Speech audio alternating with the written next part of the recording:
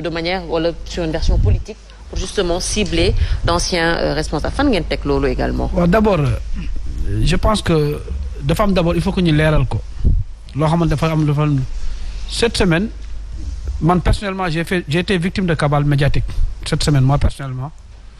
ça veut dire que je prends l'opinion nationale ñi seetaan tey en témoin mot pour mot dafa am loo xam ne ñoom tey ça les arrange ils parlent de justice ça les arrange tey ñu wax yoon dafa war a dal kaw nit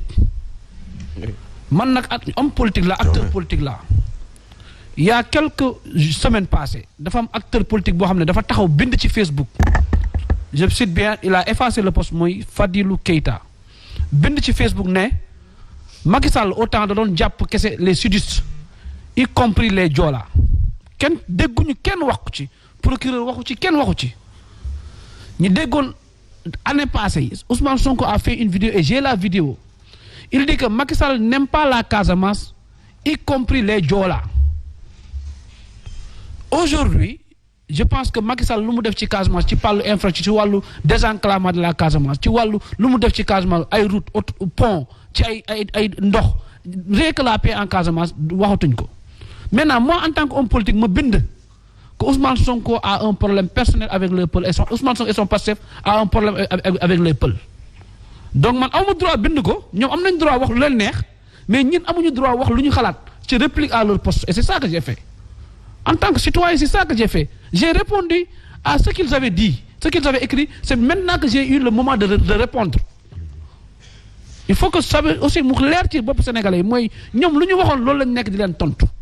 ça je reviens. C'est pas parce qu'ils l'ont dit ou qu'ils l'ont fait. Non, mais parce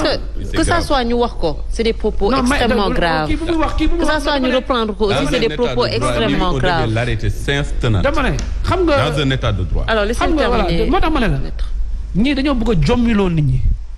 parce que aujourd'hui il parle de justice il parle d'état de droit si on était dans un état de droit aujourd'hui nous n'aurons pas assisté à koo xamante ne dañ ko juger tey ci contumace mu nekk tey premier ministre du Sénégal dans notre administration mu nekk le patron de l'administration si nous étions dans un état de droit on n'aurait pas porté une plainte une citoyenne sénégalaise du nom de Adji Sarr a porté plainte pour viol et qu'il y a combien de cas de viol yoo xam ne dañ koy traité tey dans les cours et tribunaux et il n'y a pas eu mort d'homme il n'y a pas eu d'appel à l'insurrection il n'y a pas eu d'insulte aux magistrats il n'y a pas eu d'insulte à des généraux et atteinte à l'honneur des dignités de cet état-là de ces personnalités-là pourtant on n'a rien dit dafa mel ni réew mi tey la lépp tey Ousmane Sonko tey la baax Pastef tey ngeen nekk ci pouvoir c'est maintenant que vous réclamez l'état de droit on est d'accord c'est l'état de droit on est d'accord hein on est d'accord l'état de droit mais booy déglee sangaay day fekk yow nga set wicc parce que ce qui s'est passé hier ci kii conseil magistrature ba ouverture bi session kii conseil supérieur ce qui s'est passé hier cour suprême mais c'est grave ne parce que mënu leen wax nit ñi nañu respecter Bassirou Diomaye Faye te yéen joxu leen ko cër parce que dans une salle où le président de la République est là tout le monde reste muet parce que c'est l'instance suprême mais ñoom dañoo dugal seen loxo seen poche di waxtaan di ree di kaf montrer le dos au président de la République maintenant ces images là man Omar Sow bu ma ko defee suba ñu ne ma da nga war a respecter Bassirou Diomaye Faye alors que ñoom respecté wuñu Bassirou Diomaye Faye je reviens dans le sujet aujourd'hui man je parle de cas de Sentif la personne qui est nommée là-bas d'après les informations que nous avons c'est une personne un ami de Ousmane Sonko d'après les informations que nous avons il est inspecteur je pense que du Trésor et d'après les informations il est ancien trésorier du MRDS mooy papa Mame Mbaye Niang parti am bi et pourtant ces postes-là on ne doit pas les donner à des hommes politiques yoo xam ne ils ont une colorance politique donc ça veut dire la démarche elle est fausse depuis le départ beneen bi mooy nous avons vu depuis le départ Ousmane Sonko ñu mu menacé woon rek la ñuy tëj parce que il parle de l'attaque de leur convoi Ousmane Sonko jour bu mu taxawee ne Barthélémy Dias dootul campagne dootul tal luy élection dina tal leneen lu dul mairie jour boobu la ñu gis après lañ ko déchoir mandat député am après ñu dindi ko ci mairie am beneen bi mu taxawaat Géejuwaay mu ne Lat Diop sàcc la lii ak lii ak lii mais dina xam après quelque temps on a vu Lat Diop a été arrêté et mis en prison mu taxawaat Agnam ci élection mu ne Farba voilà son dernier mandat sa dernière élection mu ñëwaat tombé waat ci loolu mais tombé moo waral ay gaaf kon ça veut dire que pour moi c'est une instance politique c'est des règlements de compte, rien d'autre. Parce que man, je prends le cas de Farba, je prends le cas de Lat Diop même. Si on prend le cas de Lat Diop, on ne peut pas dire qu'il y a eu détournement, alors il n'y a pas eu de rapport. Suspicion là. Ça, c'est déjà grave. Et la personne qui a suspecté ne corrompre naa kooku mu ngi France tëdd fa. Mais ku ne corrompre naa dem na tëddi. Mais keneen ku ñu corrompre ki mu ngi ci kaso bi tëye ko Lat Diop ñu ne rek dañuy def enquête.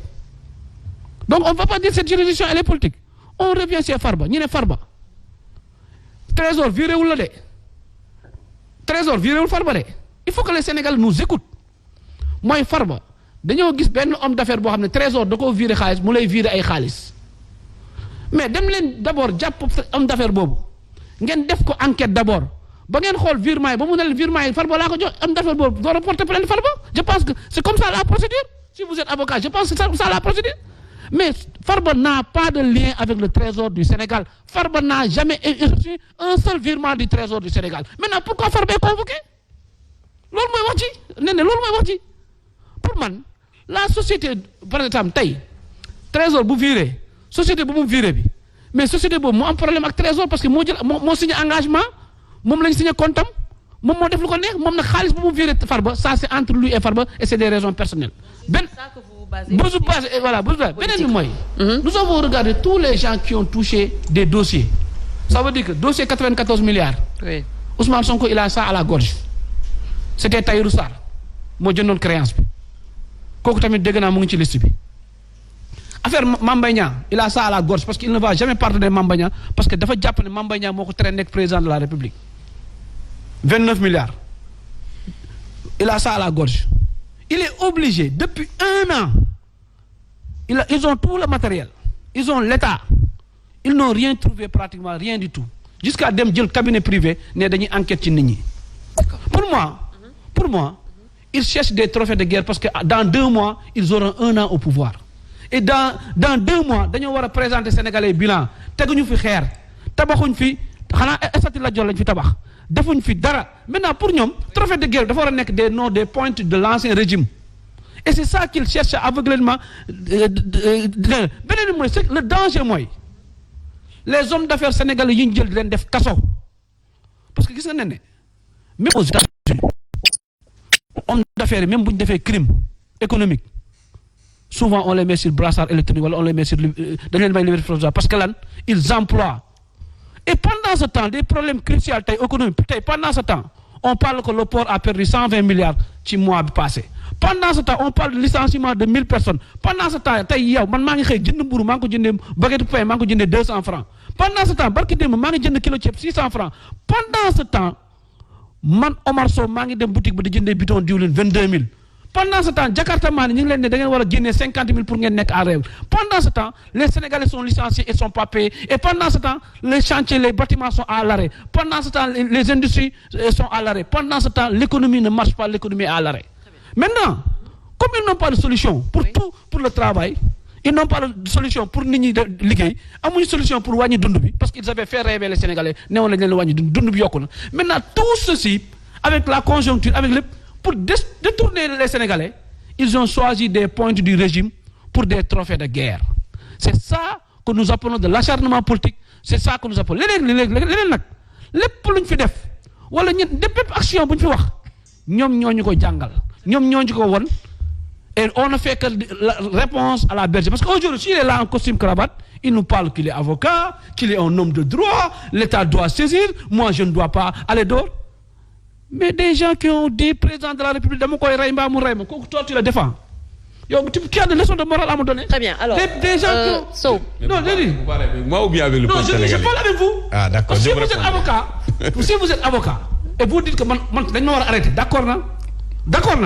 mais si vous êtes avocat et que vous êtes avocat quelqu'un qui a dit le président de la République dañ ko war a traîner comme Samuel Doe si vous êtes avocat vous dites le combat sera mortal